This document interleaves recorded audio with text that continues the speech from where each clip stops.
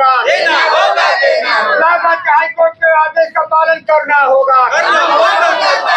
इनकलाब जिंदाबाद।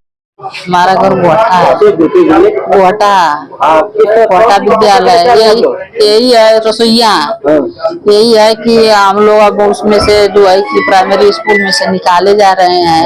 आज 17 साल से हम लोग वही पे थे और इसका मतलब क्या कि बच्चे नहीं है और जो है कि मास्टर नहीं है तो झाड़ू पोछा सब कुछ लगाने के लिए कह रहे हैं लोग, हम लोग लगा रहे हैं और अब इस वर्ष से हटा रहे हैं सब। 2000 वेतन मिलेगा तो उससे क्या लाभ, सरकार कुछ दे हम लोग को बढ़ा करके।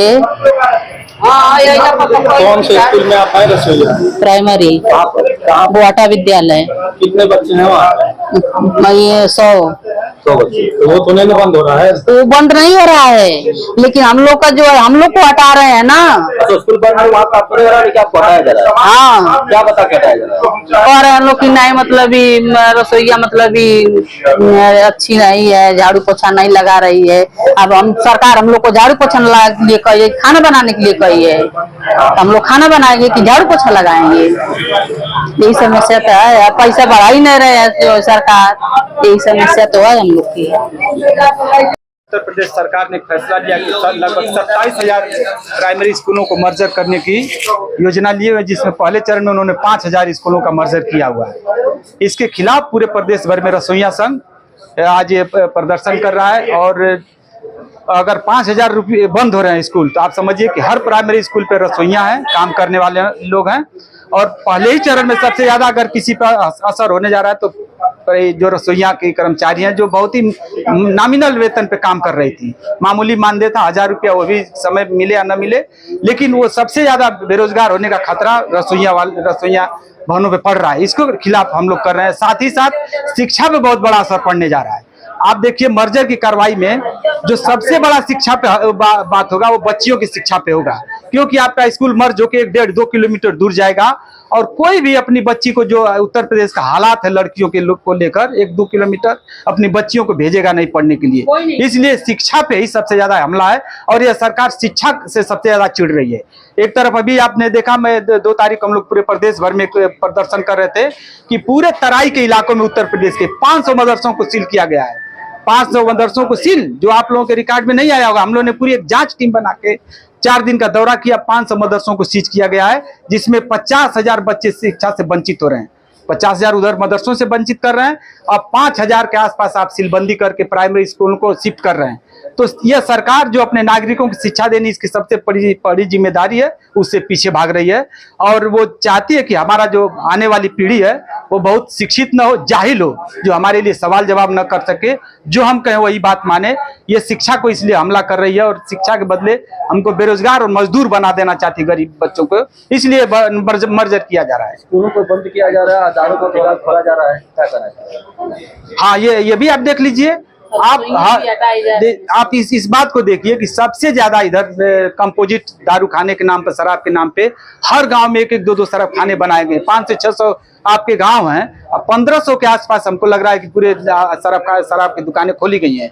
तो ये एक थियरी है, सिस्टम है कि अपने नागरिकों को जितना ज्यादा नशा में आप डुबा देना चाहेंगे आपको आराम होगा, क्योंकि नशे में जब समाज डूब जाएगा तो आपसे कोई सवाल जवाब नहीं करेगा। चाइना में अंग्रेजों ने यही किया था, पूरा चाइना को अंग्रेजों ने अफीमची बना दिया था।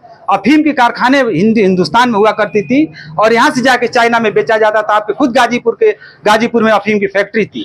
तो ये एक सत्ता का एक थियरी होता है कि अपनी जनता को ज्यादा से ज्यादा किसी नशा में डुबो देना। तो आप एक बात देखेंगे कि सरकार तेजी से शराब खाने जो खोल रही है उसी आधार पे खोल रही है। और एक सही बात आप कह रहे हैं कि शिक्षा के संस्थानों को बंद किया जा रहा है और शराब खानों को खोलने में बड़ी ये सरकार आगे है। जगह जगह नए शराब खाने खोले जा रहे हैं। सरकार कहती है कि स्कूल में बच्चे नहीं है या कम है, उनको बंद किया जा रहा है। अभी कल परसों से एक टीवी पे वायरल हो रहा है, बीबीसी का एक वीडियो क्लिप वायरल हो रहा है। एक बच्ची है तेलंगाना में, जो सिंगल एक बच्ची जा रही है और बीबीसी अपना ये वीडियो वायरल कर रहा है और बड़े पत्रकार हैं जो देश दुनिया के, वो उससे बच्ची से इंटरव्यू ले रहे हैं और वो वायरल हो रहा है। और तेलंगाना में एक बच्ची के लिए वो स्कूल खुला हुआ है और पढ़ा रही है। एक बच्ची के लिए जो जाती अकेले वो स्कूल में पढ़ रही है। और आप हमारे यहाँ क्या फैसला लिया जा रहा है, 50 बच्चे जहाँ जिन स्कूल पर रहेंगे हम उस स्कूल को मर्ज किया जा रहा है। किसी भी सरकार की सबसे पहली जिम्मेदारी क्या होती है? हम और आप पैसा देते हैं, टैक्स देते हैं, और वो टैक्स जाके जब जमा होता है और उससे देश और प्रदेश चलता है। तो हमारे टैक्स के पैसे से सरकार की जो सबसे पहली जिम्मेदारी होती है, हमारी शिक्षा, हमारे स्वास्थ्य, हमारी सुरक्षा, 3 चीज की सरकार जिम्मेदारी लेती है, शिक्षा, स्वास्थ्य और सुरक्षा। तो शिक्षा से हम बताना चाहते हैं कि शिक्षा आने वाली आपकी भविष्य की पीढ़ी तैयार करती है, जो नागरिक बनते हैं, जो उसमें वैज्ञानिक, डॉक्टर, रिसर्चर बन सकते हैं। तो इनके लिए आप पैसा का बहाना कैसे कर सकते हैं? इनके लिए तो आप तरह तरह के बजट घटा सकते हैं। आप 400 करोड़ रुपया लगा के जो तेल एक तालाब में फूंक के दिया जलाते हैं उसको रोक सकते हैं। आप 2000 करोड़ खर्च करके जो अगरबत्ती जला के कहीं जलाते उसको रोक सकते हैं, शिक्षा के नाम पे, स्वास्थ्य के नाम पे। लेकिन आपके खर्च की प्राथमिकता क्या है? आप एक बड़ा तालाब खोदते हैं, उसको कड़ुआ तेल से भरते हैं और उसमें एक बत्ती जलाते हो, कहते हैं कि देखिए हमने एक बड़ा तालाब में दीपक जलाया, और 2000 करोड़ रुपया आप दीपक जलाने में खर्च करते हैं। तो आप प्राथमिकता क्या तय किए हुए हैं? ये मामला है कि यहाँ गरीब गुरबे मजदूरों की प्राथमिकता आप में नहीं है।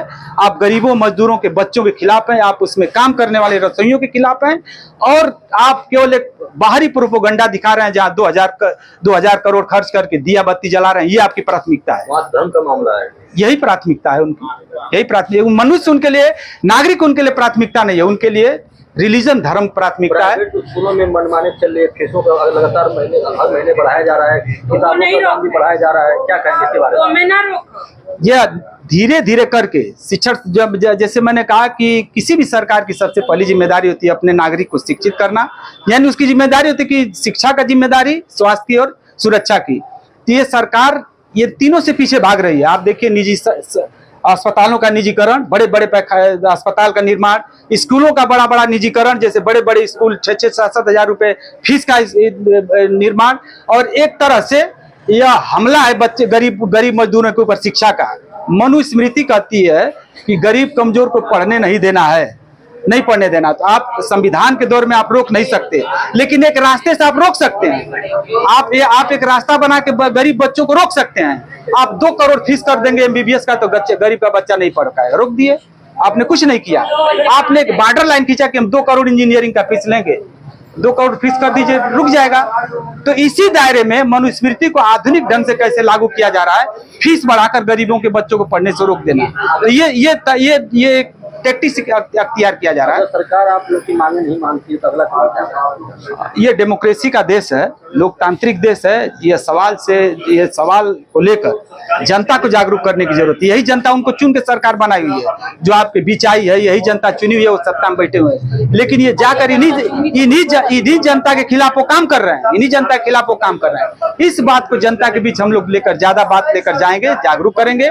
ये देखिए आम जनता के खिलाफ ये सरकार अब काम कर रही है। खास पूंजीपतियों, अपने कुछ चहेते लोगों को, जैसे कारपोरेट बिजनेसमैन, कारपोरेट अस्पताल चलाने वाले, कारपोरेट स्कूल चलाने वाले, उनके साथ ये खड़ी है, और ये जनता खुद उनको सत्ता से बाहर करेगी।